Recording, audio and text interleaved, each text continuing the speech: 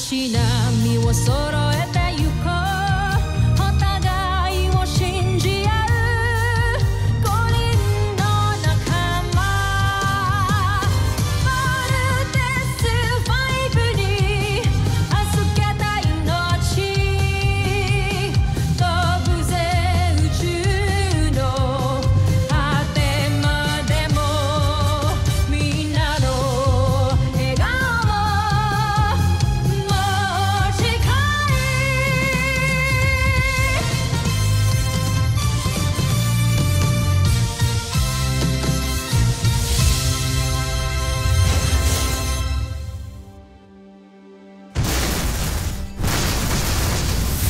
nakaraan sa Voltes 5 Legacy. Si Kuya Manuel? Isang alien? Imposible naman. I cannot put this camp at risk. At lalong-lalo na kayo. Kayo ang last line of defense. Kapag may nangyari sa inyo dahil sa kapabayaan nating lahat, who will protect our planet? Akala ko ba move on na tayo kay Steve? Kung wala sila ni Jamie, maybe I still have a chance with him. Labis-labis naman yata ang iyong pag-aalala kay Prinsipe Zardos. Kayong kanina lamang ay kausap natin siya. Huwag mo sabihin sa akin hindi ka nag-aalala para sa ating Prinsipe Draco. Nag-aalala rin. Ngunit ibang antas ng sa iyo. I want you out of this camp. Maghanda ka ng military escort mo. Siguraduhin ilalabas tong sa camp si Manuel.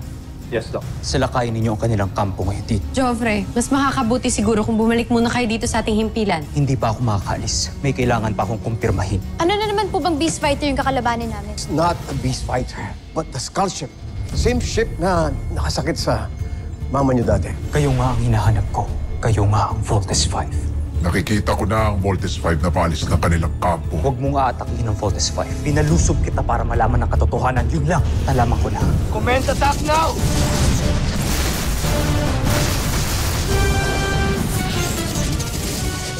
Multiple direct hits! Where did it go? Weird! Bigla na lang nawala yung kalaban. Bago ka umalis, para sa'yo, Kuya Manuel. Para maaalala mo kami lagi. Mimiss ka namin. Iingat ka. Sobra po yung attachment nila, Dok, sa Manuel na yun. Yan din yung napansin ko. Hindi ba nila naiisip na may posibilidad na pinaglalaruan lang tayo ng mga yan? I think there's a reason kung bakit nagpakita ang Skull Ship.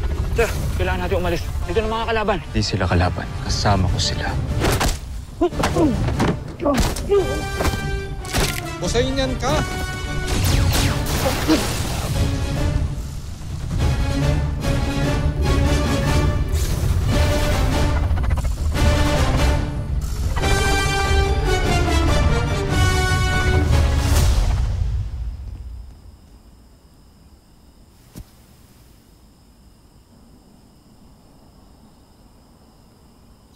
CBF Command.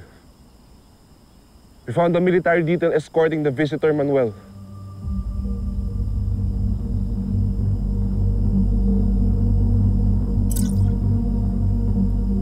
Sir, patay na po ang mga escort. No signs of subject. Patay ho yung escort. Kamusta si Kuya Manuel, Dr. Smith? Wala na. Who knows where he is right now? Posible na siya ang pumatay sa security escort. Hindi po magagawa ni Kuya Manuel yun. Mabait po yun. Sigurado ako sa sinasabi ko. Dr. Smith, we cannot jump into conclusions hanggat wala ho tayong proof. Yes, Doctor, and we don't have the proof to claim otherwise. Pero may proof si Dr. Smith na tama ang kutob namin laban sa Manuel na yun. Ano hong pruweba, Dr. Smith? Isa siyang kalaban. Just like Judy. Gusto niyo ng preba? Watch the CCTV footage.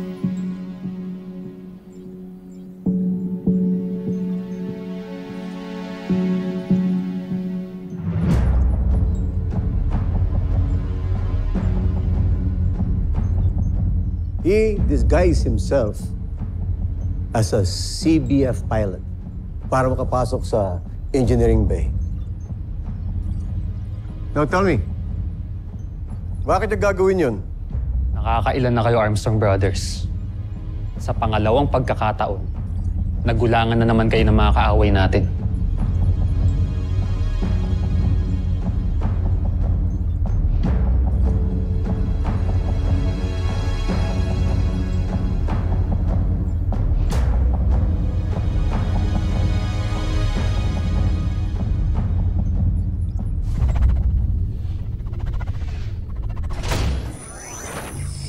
Joffrey, nagbalik na kayo. Huwag kayo magbibigay pugay sa akin hanggat ganito ang itsura ko. Kamusta naman ang misyon nyo? Ano pa nga bang inyong aasahan? Kundi tagumpay. Nais niyo ba itong pag-usapan? Upang maplano na natin ang ating susunod na pag-atake. Nais ko munang ibalik ninyo ako sa dati. Nandidiri ako sa aking anyo. Alam nyo na gagawin.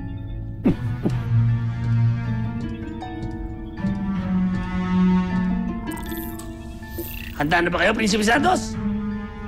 Handang-handa na.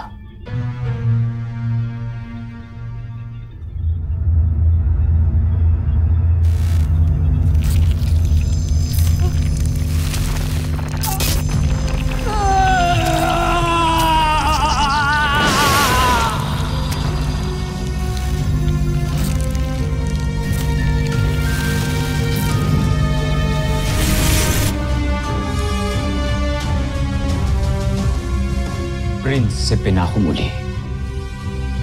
Joffrey.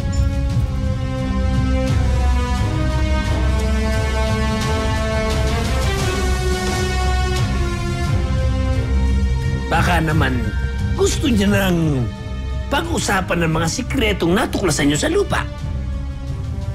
Hindi lang yan ang nais kong pag-usapan, Sue. Kundi ang nalalapit na pagtatapos ng Terra Air 2. Dahil kilala ko na ang Voltes Fire.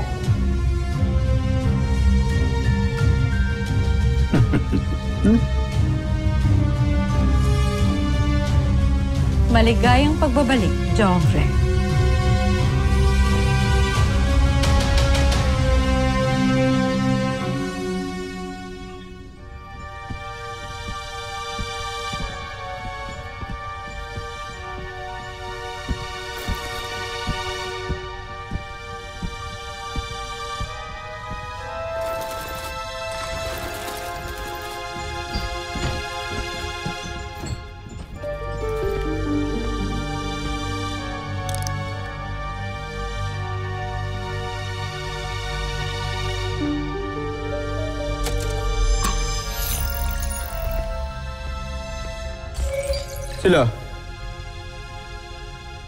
Sila ang Voltes 5.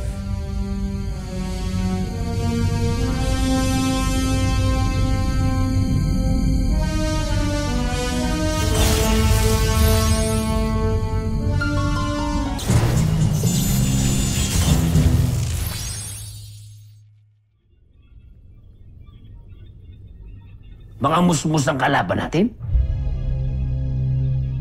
Totoo, Zul. Mga musmus nga sila. Pero tinatalo mga nilikha ninyo. Kaya huwag niyo sila maliitin. Magagawa na rin natin silang talunin sa gagawin kong Beast Fighter, Joffrey.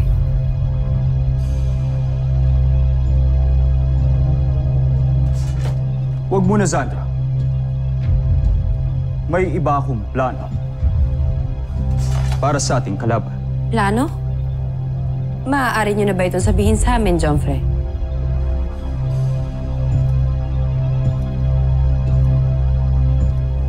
Alam ko ang kahinaan nila. At gagamitin ko yun para talunin si Voltes 5.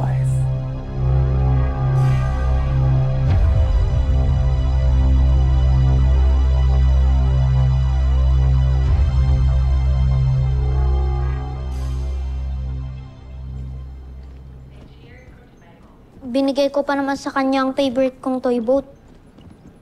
Kala ko mabait siya pero bad siya.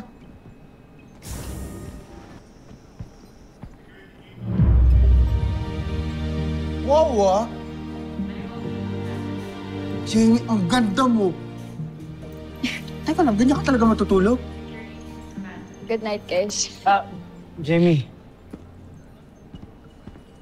Can I talk to you? Just for a second. About what?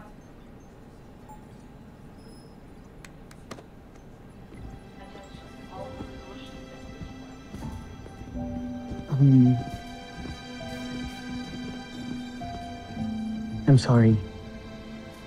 Sorry for? For everything I've said. I'm sorry, alam kong nasaktan ka. Hindi ko sinasadya. I hope we can still be friends. Gusto ko sana mabalik yung dati.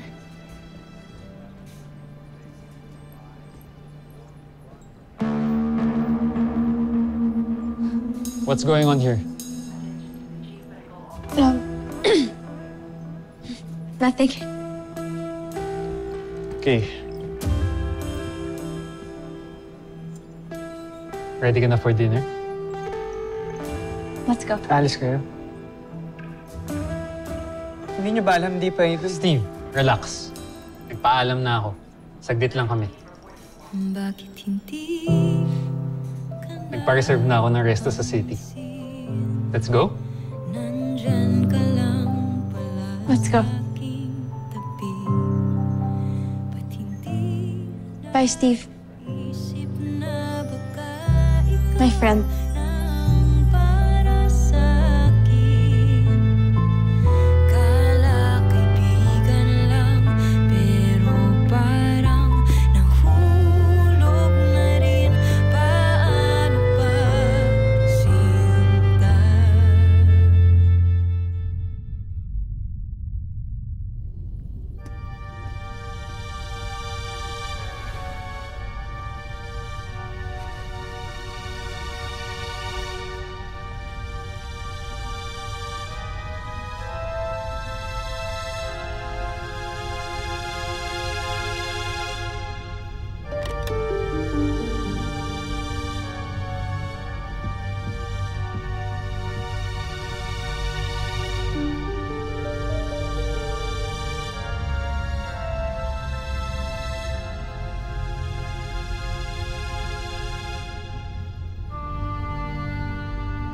Labis ako nag-alala sa'yo. Na nagtungo ka sa kampo ng Voltes 5. Baka kasi makasaktan ka nila. Hindi nila maaaring gawin yun, Ashmi. Dahil alam mo ba kung na natuklasan ko sa kanila?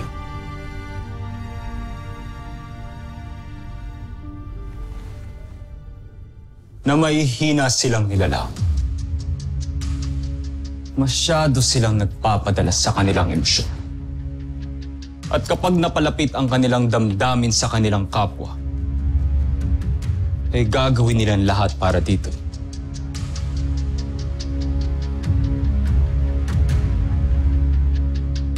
Gagawin nilang lahat para sa taong gusto nila.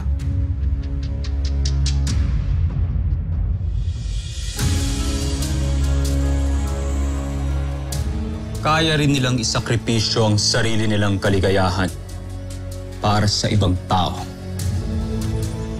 Kahit masakit ay gagawin nila. At kahit magdudulot ito ng kalungkutan sa kanila, ay kanilang titiisin.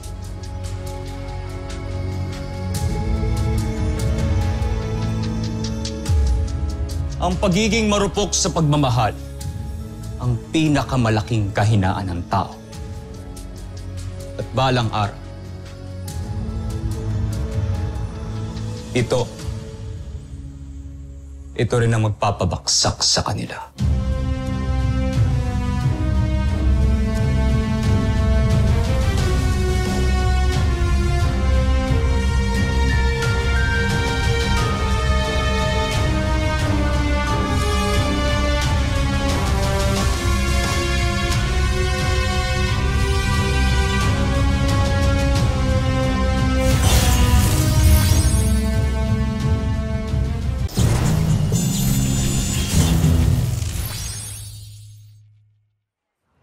So nung nahulog na naman ako kay Alpha for the 100th time, sabi ko sa kanya, Boy, papalitan na talaga kita.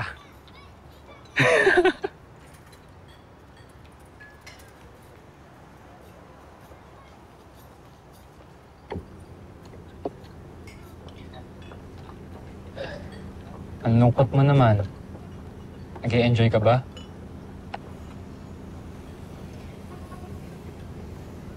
Look, Mark. I don't wanna lie to you, and I know na pinakita mo yung best version of yourself mo tonight sa akin, pero parang may kulang pa rin eh.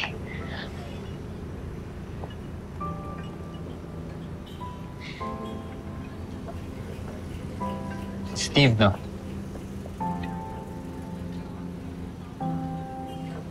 Jamie, alam kong mahal mo pa rin siya. Pero friend lang ang tingin niya sa akin. I know. don't worry about that. Okay? Mawawala rin yung feelings mo kay Steve. And malay mo, ako naman ang pumalit sa kanya.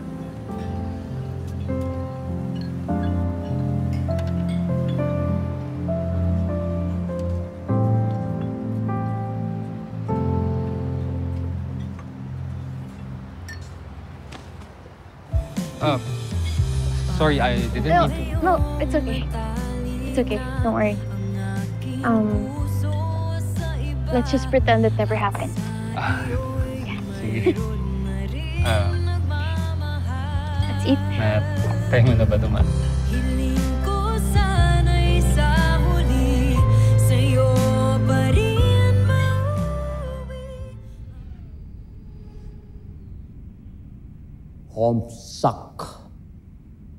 Homsak! Hanggang ngayon, hindi mo pa rin natatapos ang mission mo!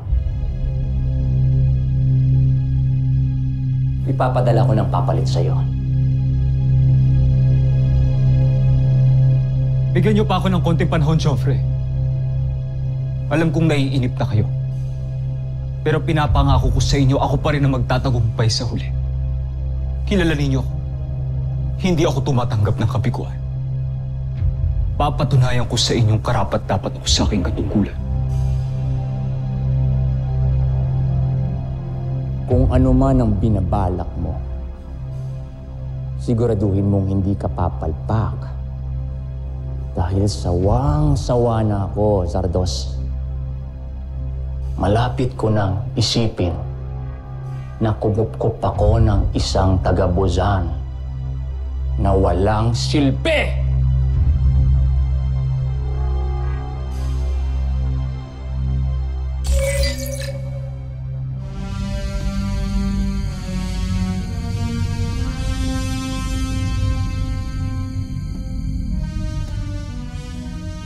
Babawiin mo ang sinabi mo, Emperador Sambuji.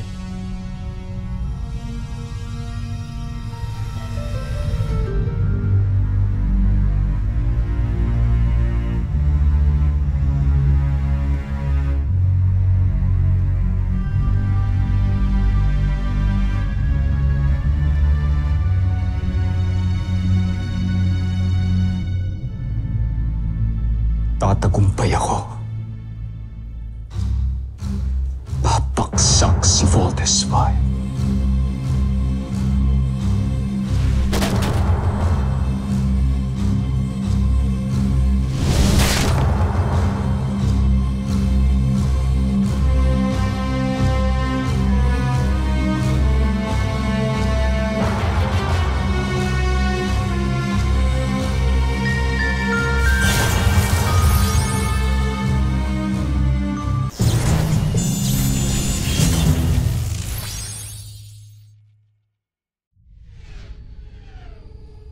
Maaasahan ba kita, General Osla? Makakaasa kayo, Joffrey. Alam niyong susundin ko ang lahat ng ipag-uutos niyo. Kung ganun ay ihanda mo ang iyong sarili dahil oras na mabigo si Zardos, ikaw ang ipapadala ko sa Terra Air 2 para tapusin ang misyon niya. Hindi kayo na nagkamali ng pagpili sa akin, Joffrey. Tatapusin ko ang lahat ng hindi kaya magawa ni Zardos.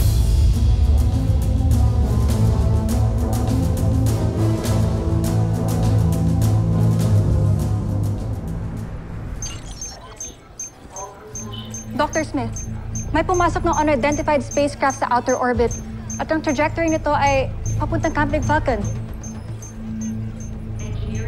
Isa na namang beast fighter?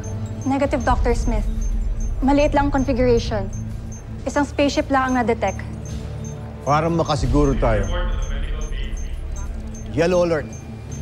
Call in the Voltes 5 team.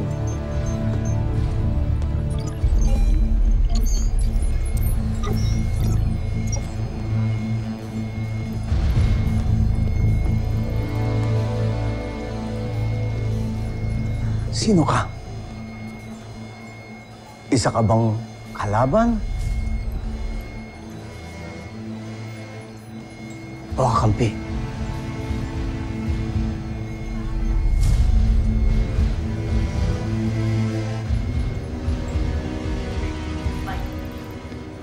Dr. Smith. Sino ho yan? Kalaban na naman ho ba? Hindi importante kung sino yan. Bakit hindi pa natin i-take down? Ano pang hinihintay natin? Hold your fire.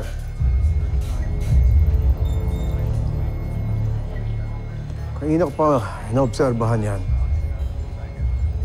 And he has not made any aggressive moves. And not fired a single shot. So, hindi po siya kalaban? Malalaman natin. This is Dr. Richard Smith of Camp Big Falcon. Do you hear me? Please identify yourself.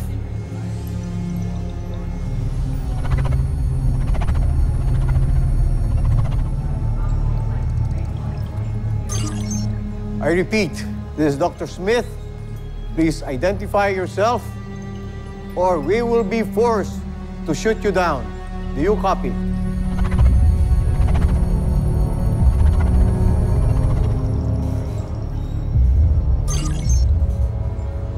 I repeat, do you hear me? Please acknowledge. Missiles on standby. Yes, sir.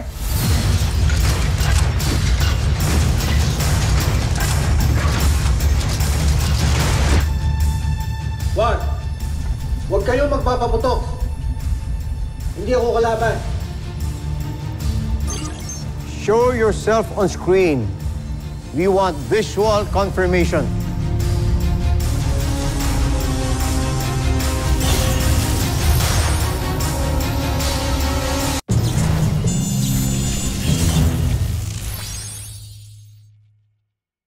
Show yourself on screen. We want visual confirmation. Sir, incoming transmission. Ako ito. Si Ned. Si Ned Armstrong.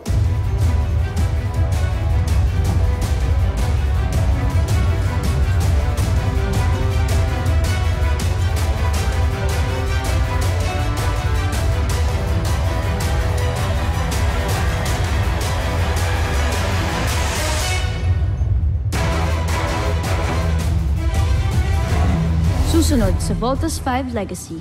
Dr. Smith, gaano ba tayo kasigurado na si Dr. Ned Armstrong talaga yan?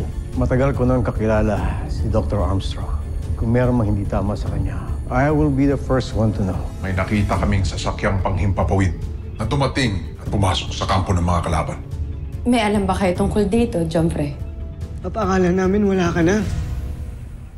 Akala namin di ka na makakabalik eh. Hindi ko alam kung natatandaan niyo pa yung pangako ko noon na babalik ako. Kaya ngayon nandito na ako para tuparin ang pangakong yun sa pamilya ko. Papa! Makipagtalastasan tayo sa Busan upang malaman natin ang nangyayari. Kung sino't wala kayong gagawin. Ngunit, Jomfre, sino ang sakay ng sasakyang panghimpapawid na yan?